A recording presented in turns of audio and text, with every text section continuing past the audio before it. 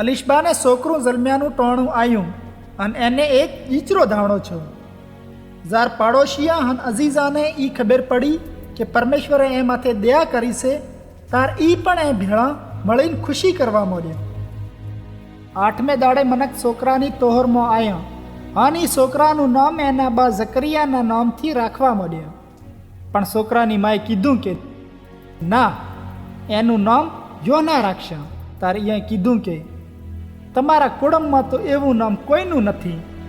પછી અહીંયા છોકરાના બાને ઈશારાથી પૂછ્યું કે તમે છોકરાનું નામ શું રાખશો?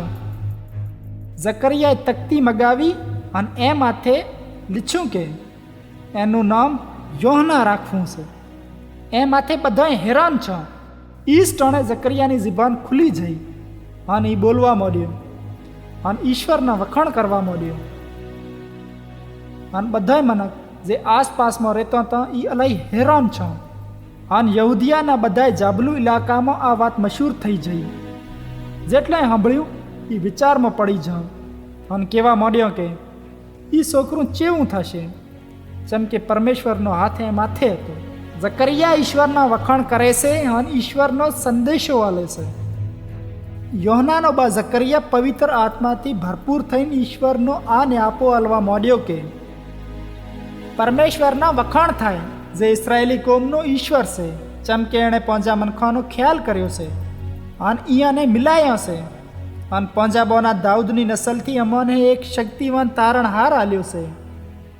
ઈશ્વરે ઘણા સાલ મોરથી પોતાનો પવિત્ર ન્યાપો આલ્યા વાળાથી કેવરાયું તું કે હું તમને તમારા દુશ્મનાથી બચાયોશ અને જે તમોથી નફરત કરે છે ઈયાના હાથોથી હું તમને મેલાયોશ.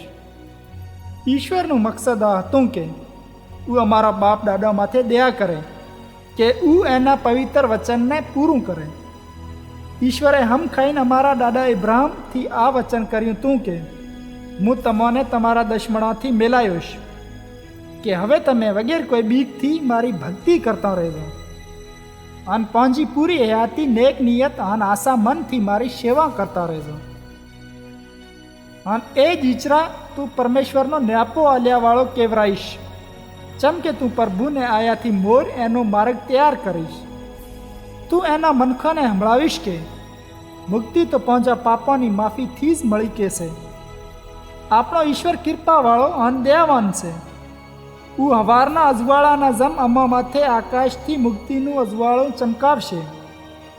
એ અજવાળું એ બધાએ માથે ચમકશે જે અંધારામાં મોતના મૂંઢામાં રહેશે.